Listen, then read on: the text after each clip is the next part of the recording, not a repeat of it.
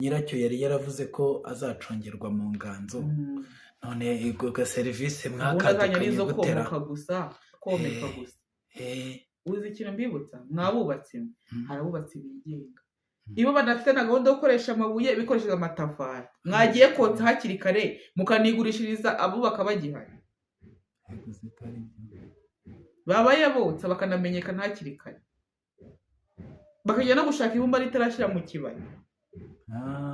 Ndabimenye ikibazo bagize baje kubaka hatariho bagenewe kubaka mu kibaya baza kubaka ku rutare mwakwisubiriye mu kibaya kariho hanyu hubakwa mu bitekerezo byanyu ahubakwa ku gitekerezo cya nyiri inyubako watanze na pura n'ibikoresho uko bizaba bimeze mukamurekera ibyo agakomeza akiyubakira kuba tubuza no kuzura umwuka wera kuko kudahuza atekaraka ntabwo ubuhanuzi bwemewe tuzongere kumva umuntu wigisha ibyahishuriwe Yohana cyangwa ubuhanuzi bwa Danieli ni ugutera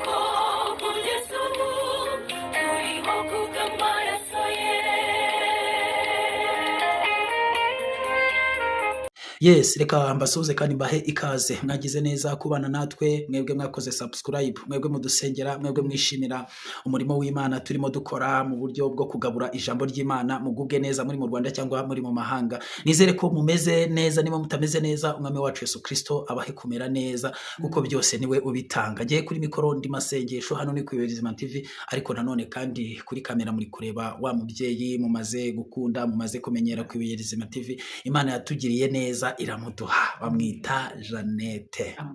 Akaba ari umurezi rero nuko rero akoresha mbwiye abantu bakazana abana ni Imana yaguha umurimo. Hano ntabwo habona abantu bahari oya ntabwo babura. Uri amahoro cyane, umwami Yesu arakurinze. nabyo rwose Amen.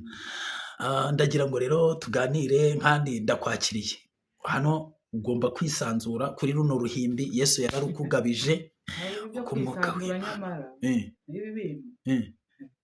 Ntabwo babyisanzura. Kada ugiye kukwibombarika. Baravuga ngo ugenda witonze amabanga y'Imana wisanzuye ute? Wisanzure ku ruhimbi ariko mu mwuka se bagukurura bate? Nta mbata yisanzura. Noneho rero nimba ari gutyo bimeze ubwo ca bugufi uwagutumye avuge. Uhaye umwanya. Ndabanezerewe cyane. Amen. Gahunda y'uyu munsi ni ukubaza nanjye nibaza urusaku rututse. Wari wagira ahantu hatuje ajya kumva urusaku. Yego.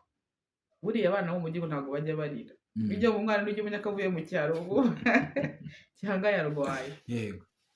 Hari ibyo kumva urusaku ruvuye. Hari ibintu by'urusaku kumva biri gusakuriza ahantu hari hatuje. Aha hakabaye umutuzo kumva hari urusaku. Ukibaza ngo uru rusaku ruvuye se ruje mu gihe cya nyacyo se rwari ngombwa. Ntutuzimize rero dusobanurire cy'umwuka hari urusaku. Utubwire urusaku ntihari uri kumva utubwire. Ugize amajwi atubwira ahantu ruturutse. Ahantu uri nta rusaku uri kumva. Ahantu usengera nta rwumva. Hajya ngo ni Filipi niko bigiye muvuga. Iyi Filipi hari ahantu rwose hatagakwiye kuba hari urusaku. Hari n'umuntu utagakwiye kuba uri kuvugirizwa induru. Uribuka ko hari igihe Dawidi yarimo ahunga Shimeyi akamutuka cyane ati wambwa we niwe uruhara ruri aho. Ngo nuko ngagize kugira ngo ariko umuntu w'umwami bagututse bate. Niba ko yarakoze cyaha cyamuhungishaga cyane. Uragisha ngo atireka niba ari Imana imwemereye se kwano. Hari ibintu byiza bihagara Dawidi atarakora icyaha. Yego. Ariko akimara gukora icyaha Imana imubwiye ko n'inkota itazava mu rugo rwe. Ibintu biri kugenda bisohora batangira kumwitinga, batangira kumusakuriza. Uzi ko n'igihe byamucanze aravuga ati ndakubwiye ngo ndibaza ngo uyu muntu turi kureba uyu muntu ko tumuzi ko dusanzwe tubazi urusaku turi muri iyi nzu uturutse Imana ivuga inyubako nako igishanye mbona cyo ko bazayubaka ko nta rusaku yavuze kandi ko n'ababyubatse babyitondeye. ese ntabwo muri iyi nyubako cyangwa muri iyi nyumba haba harimo ibintu byaje bitagombaga kuhajya. Ubu rero avuze ngo hari ibyaseseye muri twe rwihishwa ngo byaraciriweho kera kurimo, byagenewe kera gucirwaho iteka. Ese ibyo byari kubwejagura kuko byarasimbutse byigwanamo, ntibabinyujije mu marembo. Ibyaje bigwa ahantu nta disipurine yaho bizi, amategeko n'amabwiriza agenga ntibyaciye mu irembo, babicishije mu ikositara. Hari umuntu watekereje abwira ngo ibintu byaciye ngo hejuru nyine mu makositara no ku rugo, ngo iyo bishatse gusohoka ku muryango wereye bitawuzi ngo n'ubundi iyo bishatse gusohoka kubisubira kure birurira.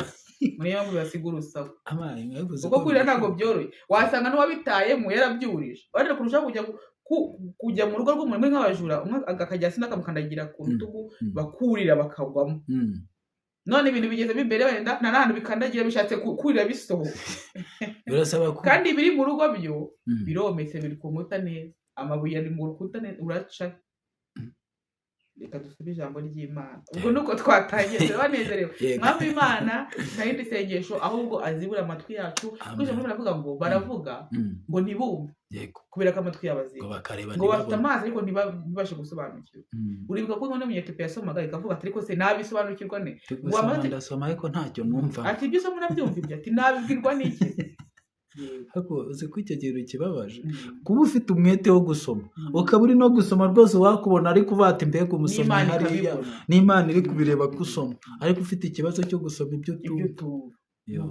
Kandi ijambo ryatubwiye ngo imbuto umubyeyi irazisohora ari nyinshi, hari izatakaye mu mahwa, ngo urukundo rw'isi cyangwa se n'ibibazo by'isi ngo birazirengera, amahwa arazirengera. Izindi ngo zijya ku nzira, inyoni zirazirya, n'abagenzi barazikandagira, izindi zijya ku mabuye.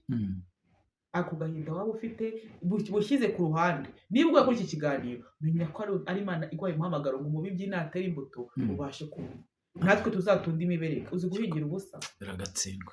Reka rero twasenze rwose bantu b'Imana, reka dukomeze, tugiye kwihuta, tugiye kuko masengesho yavuze ngo yambonye ngo abonye umuntu ngo aramukamura, turashaka ngo tugire byinshi dusiga. Ni ukuri murye muhaga kandi nanjye mfata. Amen. Reka dusome igitabo cya mbere cyangwa se cyitwa Itangira. Uyu munsi ibiganiro twakoze Itangira twaryibanzeho.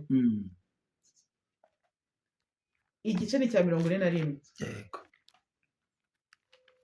Twahageze. Yego kuva 41. Ngo ntabwo ari kuva. Itangiriro 41. Yego.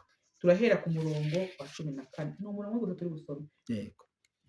Maze Farawo ahamagaza Yosefu, bamuhubura mu nzu y'imbohe ariyogoshesha, yambara indi myenda, yinjira aho Farawo yari ari. Ni nshaka ko dusoma. Maze Farawo ahamagaza Yosefu, bamuhubura mu nzu y'imbohe, bamuhubura ariyogoshesha, yambara indi myenda, yinjira aho Farawo ari. Yego. Twabyumvishe baramuhubura. Ibaze ko mu kuvuga bahise banamwogosha. Ntabwo wajya imbere y'umwami usa gutya. Ntiwanajya n'imbere y'umwami wambaye imyambaro y'iki? Y'imfungwa. Ngo barahubuje. Hari ibintu nka bitatu: guhubuza, kukogosha no kumwambika kwambara. Uribuka ko inyuma amaze no kumurotorera inzozi, wenda ukumva ashatse kwihuta, yanamwambise n'impeta, akamuha n'ibindi bimenyetso.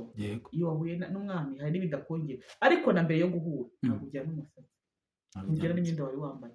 Kandi turabyibuka ko Imana ivuga ngo dutwaye intwaro zose z'umwuka muri ziriya nzandiko muri Efeso yarabisobanuye. Aravuga ati igitambaro ni agakiza cyangwa se ingofero. Ni ukuvuga ngo umusatsi ikiwutwikiye niba ari agakiza, ni ukuvuga ngo umutwe niho byose bihera muri uyu musatsi. Kogosha umusatsi bivuze iki? Bivuze kurekura inyigisho zose, ubugome bwose. Iyo uri muri gereza, reba ibintu byabaye kuri Yosefu. Baramubeshye, baramufunga, baramwica, baramusura muri gereza, ahura n'ibikomere. Kuko aba bamuhubujemo bari bamaze kubutangira ubuhamya umuhereza wa vino ukuntu yamuhanuriye bigasohora. Kandi Yosefu ubudo ko burere yamubwira ati ndaguhanuri uzakubona bizo uzasubira mu mirimo, ariko nujyeho ntuzagibagirwa, uzamvugire. Reba imyaka yaramaze atamuvugira, yari afite ibikomere, yari afite ihungabana. Iyi ni ryo bogosha. Ubwo iyo Imana igiye kuguha agakiza, hari ibintu ibanza kugira gute? Kubanza kugukuramo. Kama nkubwire masenge, uzi impamvu tubona urusaku rwinshi tubaza kubigeraho. Ni abantu Imana yahamagaye ikabaha agakiza kayo, ikaborohereza, ariko bakinjirana mu nyumba ibikomere byo kuzashaka kwereka ababahemukiye yuko hari ahantu bageze. Binjiranye imisatsi buriya. Ariko njye numva bafite n'indirimbo zibiha uzankorera ikibemeza ngo nuntabara uzantabara untabaye sinzasubire mu mibabaro. Kandi burya nta kintu ngewe ibyo byakitse ukuntu abantu babwiriza iyo Yesu aguhamagara gahunda iyo tuwe ngo harabaho hamagaye saa 12 sangaye gahunda ni itarana nako ni imwe idenari imwe aribwo bugingo buhoraho. Burya ibindi bivuga nk'inyongezo kandi burya ibindi ivuga ijambo ry'Imana sinzi ukuntu bajya bisoma navuze ngo abasize byose bagukurikira niko Petero yabajije ese uzaduhembe basize byose weho wasize iki? Niba umuntu yarasize vewiti akajya kugendesha amaguru kubera Kristo ntabwo ati wenda nkaza kati vewiti nayikuye mu byo nibi ndabishyura 4 ndafata vewiti yanjye nkomeho n'inzu kugira ngo bivemo kurumva kakubye 4. Imana yamureba ikagira ibindi mu wigomye iki igihe wakizwaga ku buryo ukeneye ko bagukubira incuro 100 ahita avuga ngo ubusinzi naretse ubusambanyi naretse ibyo si warabese ko wigiraga neza ahubwo si ubwo nibyo ashaka ko bazamukubira 4 nimba warinda Yesu akabona urushya naretse abagabo bane none nshaka kubaka igihumbi cyangwa kangana urumva wajya binga ni abantu bari kwanga ibyo naretse abenshi ntibahita bumva ni ibiki banaretse bashaka Yesu azako Yesu hari umugabo wari umutunzi ngaraza ngabwira ati ariko se mwigisha ubu kujya ngo ntajye mu ijuru bizagenda gute ngo Yesu aramukunda ijambo rivuga ngamwitegereje aramukunda aravuga ati Yesu nakurikije amategeko ya Mose yose narigirije natanze cya 10 n'ikisogi n'isogereza Yesu kandi ngabona nibyo ariko asigaye kimwe genda ureke genda usige ufate ibyo wari utunze ubiha abakene ubundi ugaruka uzunkurikire aravuga ati iki kintu cyo gusiga ko gikaze tukanushyize ngo yara n'imyoje uvuga ibindi ndetse ko kabatunzi benshi bimyoje mwe mwasize ibinganiki mwatanze ibinganiki mwabigabanije bakene banganiki karakanyuzemo ariko abenshi bakeneye ko Imana bakubera nta kibasize samugani 0 gukuba 100 ko ari 0 ko ntago mwizi imibarera ahubwo unarebye munga nabo bajya banimba ngo urebye ifoto ya kera n'iyubu wasanga ari buri mu nyungu nimugume mu nyungu mureke gushaka gukubirwa ibyo mutazi. Ariko ijambo yatubwiye ngo iwe hari ibyo bamusize yasize umusatsi wo muri gereza yawujyanye wari warahiriwe asiga n'imyambaro yabo.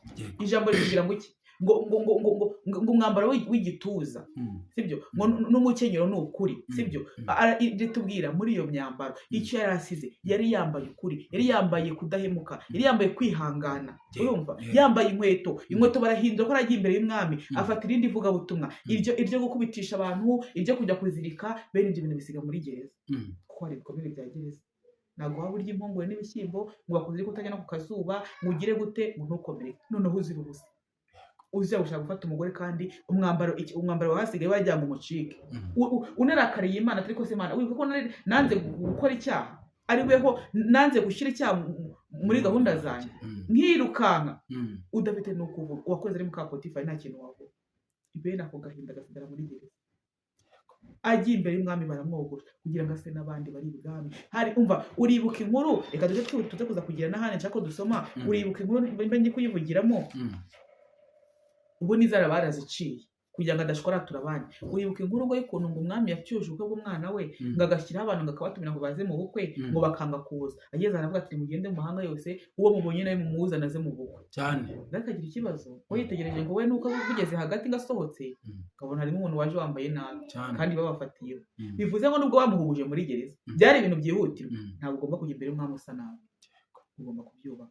Nta burenganzira ufite bwo kujya mu bukwe utambaye umwenda w'ubukwe ngo nuko bagutumiye bagutunguye nibwo baba baguhubuje nta gahunda wari ufite weho gusa bavuze ibyo byo kwasobanurira abantu inzozi bagukeneyeho serivisi ubwo itaba ariko witabe umaze kwiyogosha mu guhubuzwa kwawe sigaza umwanya wo kwiyogosha bajya bavuga ngo igihe Imana yampamagaye ngo intunguye ngo nta gahunda nari mfite mudurirwa yaramfatiranye uribuka se ko Pawulo we wahoze witwa Sawuli yamuhumye amaso yaragiye no kwica ntabwo bari bafitanye amufatiye mu nzira itamuteguje ariko yahise mukomeresha amasengesho y'iminsi 3 cyane yego yamaze 3 yarahumye mwibwira niyo ngo najye kumusengera ariko yari amazi 3 yagira ngo ibanze yogoshe ikureho imyenda ihubuze niko kuri dufite ikibazo rero reka twongere dusome mu bami ba mbere igice ni cya 6 umpere ku murongo wa 6 ungerere ku murongo wa 10 yego haravuga ngo ibyumba byo hasi ubugari bwabyo bwari mikono 5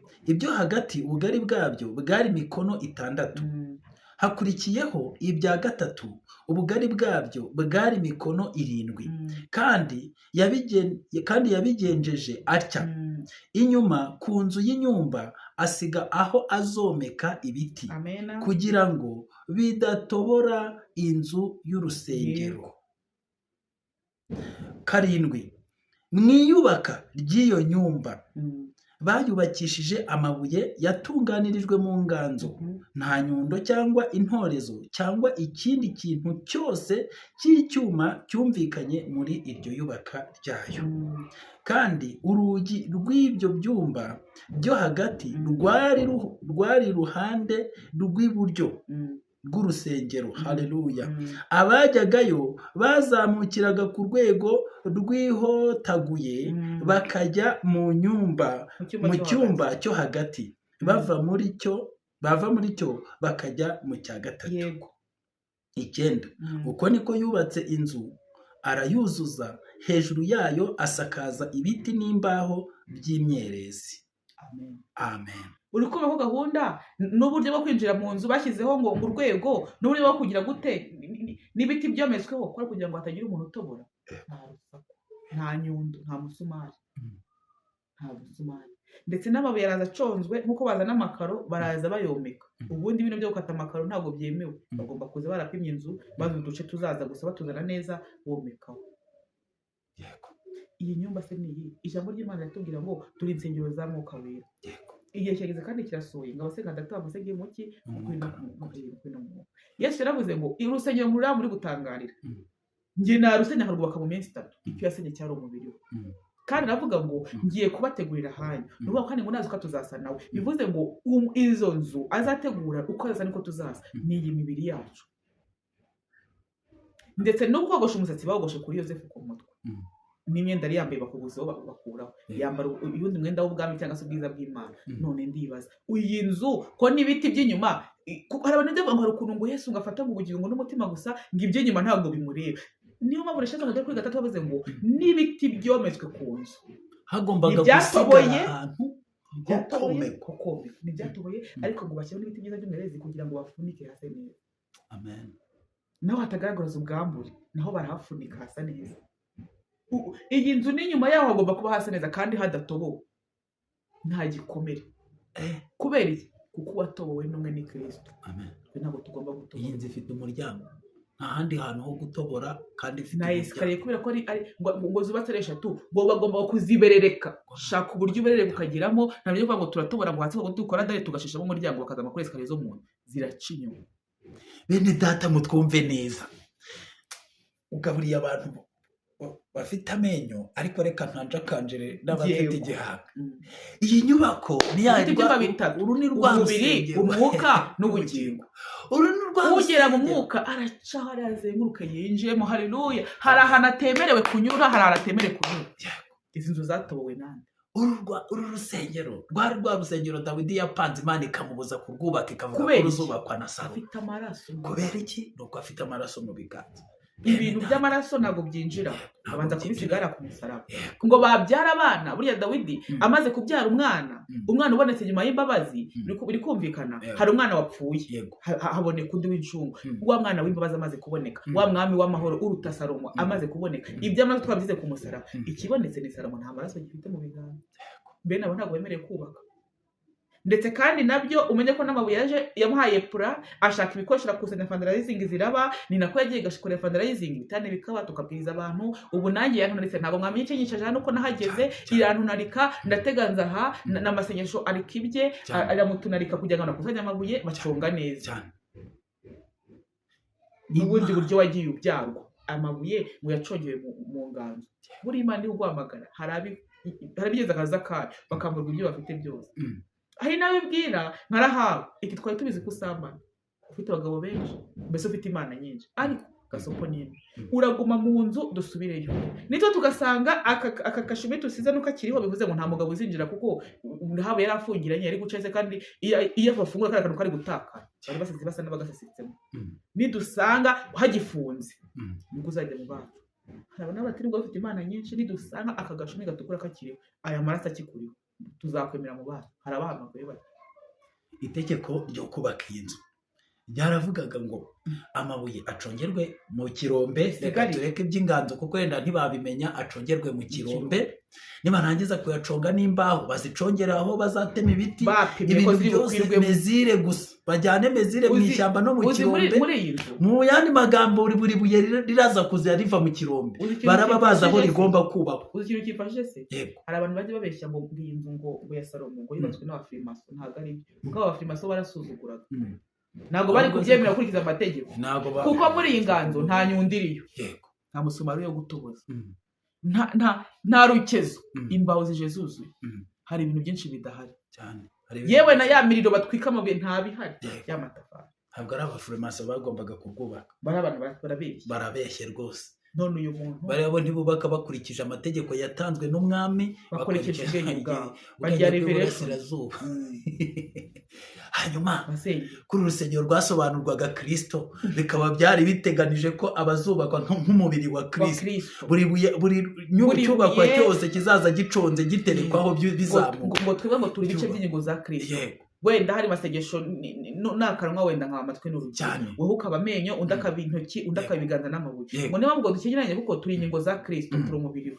Ko byagombaga kuza biconze, ukuboko bateraho ukuboko, kandi ijambo katubwira ngo iyo ribabaye ngo n'umutwe urabyumva cyane, si urugingo rumwe, si umubiri umwe. Ibintu birasakuza iyo bibabaye, bifite aho bijya kwegera. Ikibazo dufite ni kimwe. Ubundi ngo iyo umuntu afite kanseri ni ikintu ukuntu umubiri wirwanya, umubiri ujya kubona umubiri mugenzi wawe urasa kubona urutoki ngo uhita ubona ngo n'ikintu cy'igitero kije, ukajya kugihiga umubiri ukirwanya. Iyo umubiri turimo uragenda ugira kanseri, ibintu biri kwirwanya. Kandi kwa Kristo nta kanseri zibamo. Ijambo riratubwira ngo Kristo ngo ni umuzabibu, ngo turi amashami, ngo igiti kitera imbuto arahaganya aragitema, kuko ntashaka ibintu byirya, ngo n'igifite ngo ibikibangamiye ngahaganya amahaganya kugira ngo gikomeze cyere. Twebwe turi kwibaza urusaku turi kumva, izi nyundo zivuye. Hari akantu ka mbere ndi gutekereza, inzira ngo yinjiraga mu irembo ngo yari hotaguye. Ikintu gihotaguye ni ikintu nyine ngo ni nka zigizage, reka mbivuge. Wari uzi ko ibintu gihotaguye, ikintu kugira ngo gihotaguye niko kigomba kuba kiri flexible, kuko ntabwo wafata ikintu kitari flexible ngo gishobore kukigonda.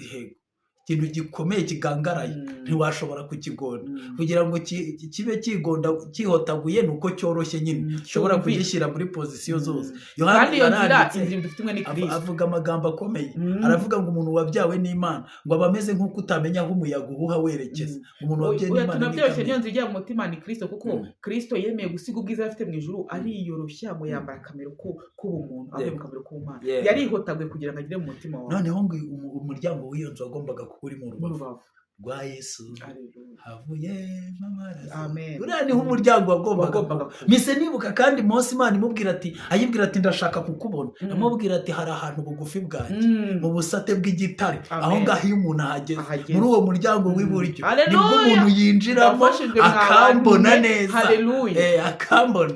Mose aragenda yihishamo. N'uyu muryango rero emera uwunyuremo wihotaguye. Hari abantu avuga ati ibintu byihotaguye ntabwo mbishaka, ibintu byihotaguye babinyujijemo babipima.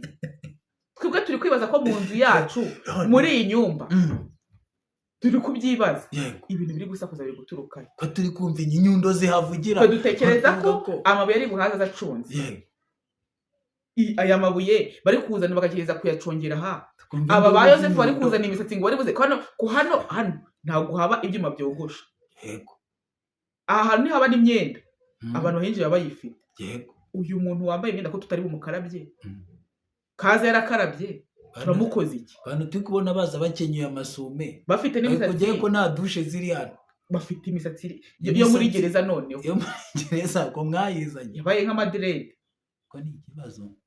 Ibi bintu biturutse iyo myenda mwambaye, sinzi niba wujya urwumva.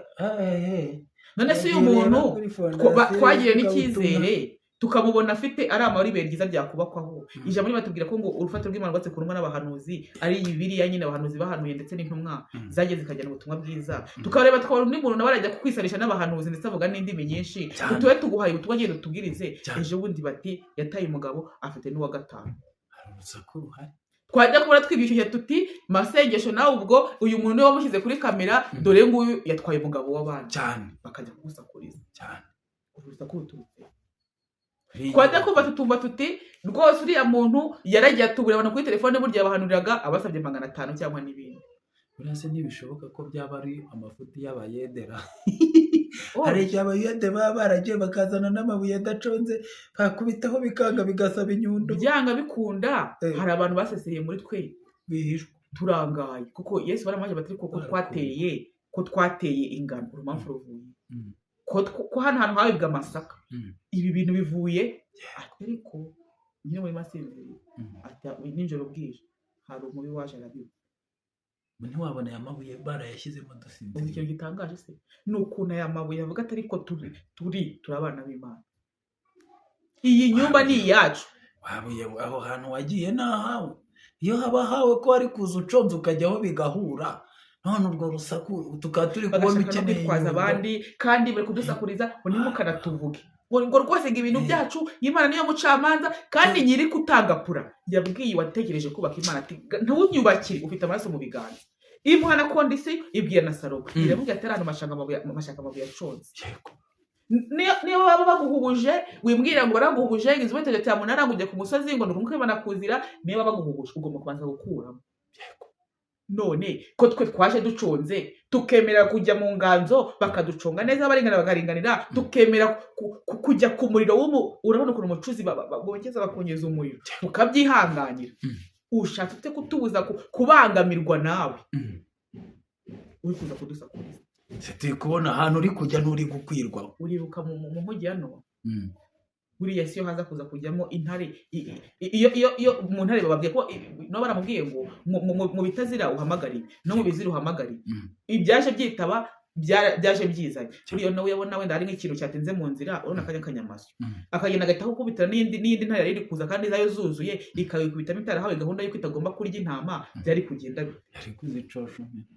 kandi Yesu atubwiye guki ngo batunywe nk'intama hagati y'amasiga aryamye none amasiga ari kutubye ngo duceceke ngo muceceke ariko ngo mwice imanza kandi zatumaze muri kudusakuriza. Inyundo zimeze nabi kandi baravuze ko nta nyundo. Ikintu twebwe turi kubaza ni urusaku turi kumva kandi n'ikibazo inyundo bashobora kuyimena bakubita nko kwikaro nayo niyubakiye ugasanga bansigiye igikomeye cyane kuko inyundo ashobora kuyirandura hasi ugasanga muri mezire zikaro cyangwa se zibuye irahongotse ryahongoka inzu yacu ikagira igihanga. Oya mabuye ntabwo acongerwa hano. Ibyo byo tubyumvikane mu rwego rwumvikana. Amabuye ntacongerwa hano. Nimwumva umupasitori arasambanya acinye mu mugore abyaye abana hanze munuko akomeza umuriro ngakomeza umurimo ngo yacitswe ngo yaraguye bene iryo buye ubwo waricongera muri pasiteri gakunda. Oya ntago ariho bayacongera iryo baricongera. Wari uzi ko na Dawidi n'igihe yari asambanye kandi ntiyari n'umutambyi Imana yemeye kuri uriya mwana apfa kugira ngo akure igitutsi kuzira Isiraheli. Noneho n'umwana rero turacyamubona agize imyaka 20 cyane. Urusaku se urashaka kujya gushingira umwana ukabeshya ngo nuwa mugenzi wamugusigiye cyangwa watoraguye ngo tutabivuga kuno ngo baba bazi ko bazarihengekereza rikajyamo ritanaconze akirwa bahomaho amafaranga bahomaho iki timuhome kiza nuko ari amabuye atari amatafari gusa iyo waruhomwe ko niyo ushyizemo mastike ko bigaragara. Sawa aya mabuye se ko ntarange rizasigwaho yatunganijwe mu nganzo afite ubwiza ntabwo urashyeho mastike ngo ushyire irange ngo bitwikire ngo bikunde imvura nibwo bizagenda bisaza kandi nta rindi range ryo kongera. Gusa nyibibari twigembe twirebe ariko tunamenye naho tubariza abantu kuko hari ukuntu batugira ngo ubuntu ngo butangaje ngo ibyago Yesu yarabibabariye bitarinjira mu nzu byageze mu nzu yabicongeye piyo byarinjiye ngo uyu muntu rwose muri kubona ngo ari kugenda ngahinduka kandi imyambaro bari kwema n'ubundi mbere kugira ngo ahinduka bakiri muri gereza yamara kujya guhubuzwayo hari umwambaro w'ubwabi bamwambika. Hari ibintu rwose hari ingeso ahantu hari mwuka wera bidashobora kubangikana ari ibintu bidakunda kandi iriya nzu kubera ko ihotaguye ntabwo umuntu usohoka ahita asohoka agomba kuzajya kongera kwihotagura najya kwihotagura agaca ngo Yesu Kristo nanjye nuko n'ubugingo azongera ajya kwihotagura ngo ageze gusohoka muri Kristo ngo ati subirayo uwo nafashe simurekura uribuka Yesu asenga yaravuze ngo abo wampaye nta n'umwe ngize bamuvuna mu biganza n'uwashatse kubigerageza yasanze Kristo yarabumbye ngo babundikire nkuko ngo inkoko ngibundikira abana bayo Yesu umwana no kurimbo ibintu biri kujwigira bishaka gusohoka ndetse bikaba naho bisohokera ubu byaciye ahotamye cyawapi byaciye ahotamye bidaconze ariko Yesu ngo arabashatse kubundikira ngo bakabyanga kuko bari abana bo kurimbuka. Ijambo ry'Imana ngo rivuga aho yaciye ngo byuririye ahandi basesera muri twe rwihisha bagasesera yurira inkike bajugunyamo ibintu byo guca mu marembo yihotaguye ngo biba nazi naho amarembo ari gusa hari ubwo bayanyuzemo ibyo bintu reka nta makuru babonye ko hari ahantu hari inyubako barahegeza ati natwe mudukubiteho abantu none se wagiye bagaconga niba ushaka kujya ati reka nzajya ariko no gusambana sinzabireka nzajya ariko nkiri umunyamaboko ndi umugome nungiraho wikwirwa ubiconga bati nyamuneka ahantu kubakwaho ni ukubuconza ati ho yariko njya nshyiraho nyamekana n'undi bagenzi banjye turomekana hari ku gitafari nako ibihe rimwe butuyemo turi babiri cyane nahari kugira ubaho rumwe bashyiremo ibisate cyane rwose ntiwivune turajyamo urubaho rwari kujyamo rurajya he bafite amakuru ngo hari igihe kizagera nk'ahari ngo bashobora kurandura umwapfu nako ukazamukana n'ingano ngo ariko igihe kizagera basarure kandi igihe cyo gusarura kiri bugufi igihe cyo gusarura kiri bugufi ikintu kibabaje ni uko aba bantu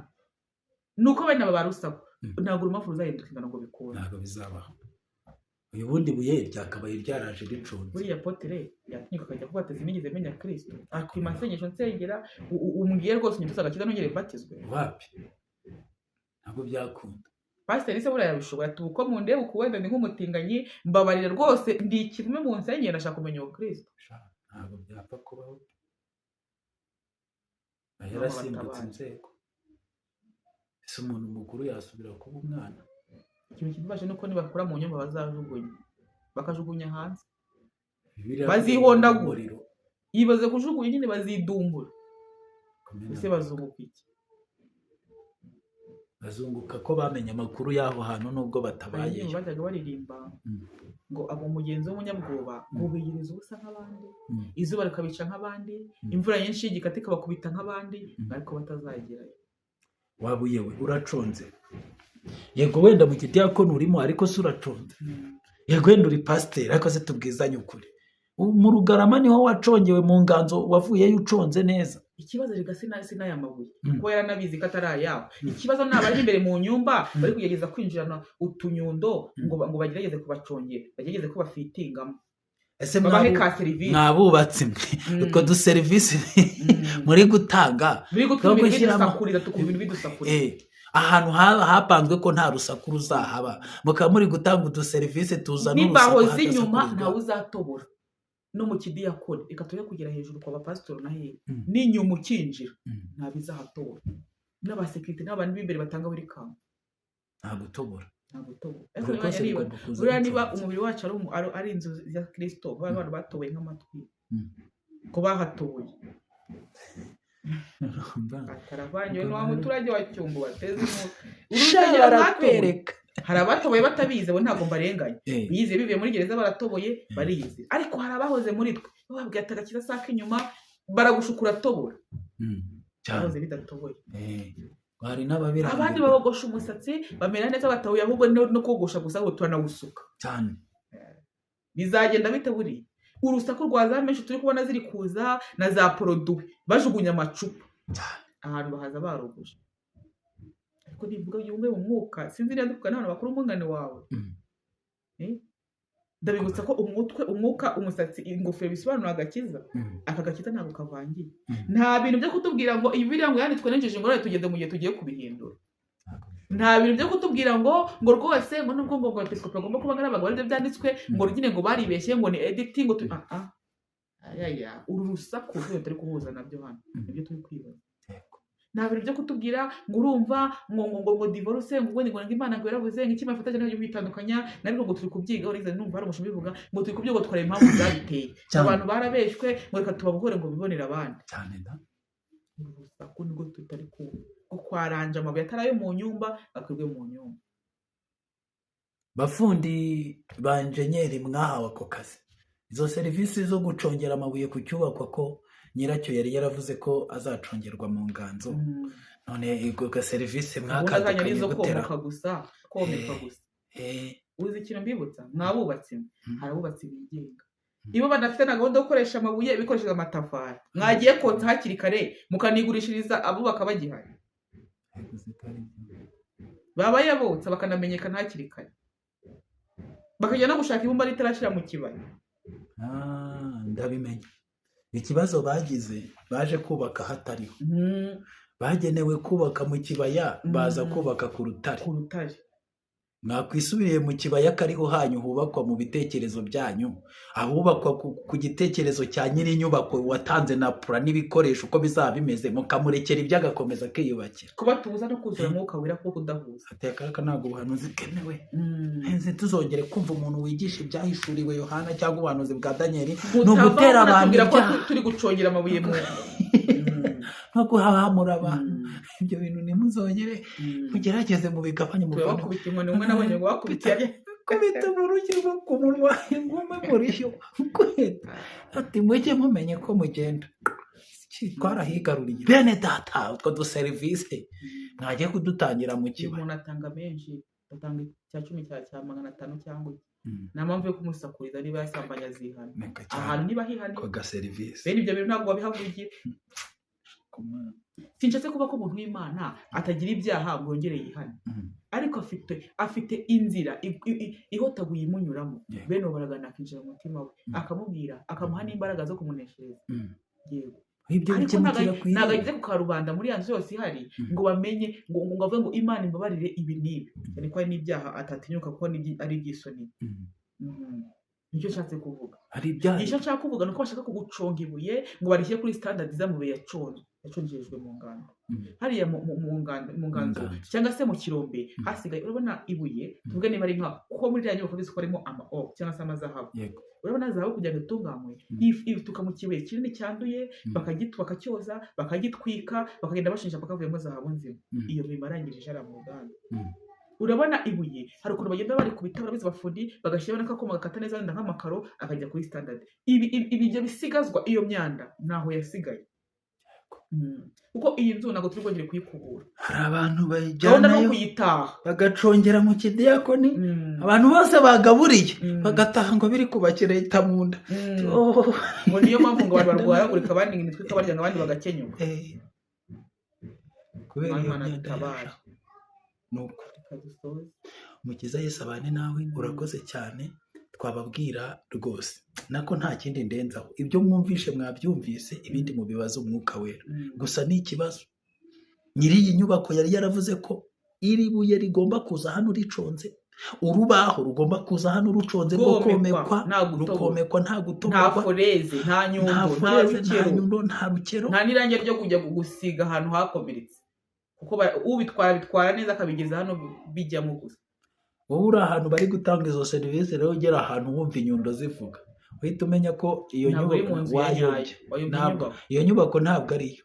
Nimba uri ahantu wumva inyundo zivuga ukaba wumva za foreze zitobora bakubita inyundo imisumari bafata bajya no mu cyumba baciye mu gazi bazamuka no muri za esanseri, za esanseri cyane. Aha nta esanseri, aho nta esanseri zihari, inzira iriho cyangwa ugasanga ugomba gucamo cyangwa ukabona binjirira ibumoso. Menya ko aho hantu iyo nyubako kandi bibwira n'aba bubatse aho kugira ngo basase imigeri, aho ngo niba udakonje ntubirengeye kukuru ishakira bubatse ibigenga bo barahari, bafite amategeko yabo cyane. Ni nabwo uzabona no kumenyekana. Aha ntabwo hamenyekanira kuko babuye mazima za kugwira. Niko kuri. Imana bagirire neza mwakoze. Jane turagushimiye, dushimiye na Kristo Yesu wabanye natwe tukaba tuganiriye, dushimiye n'abantu bari kumwe natwe tukaba tugeranye ku musozo. Imana ibaho umugisha barebe neza, duhurire mu biganiro by'ubutaha kandi tudahurira mu isi aheza ni mu ijuru. Amen.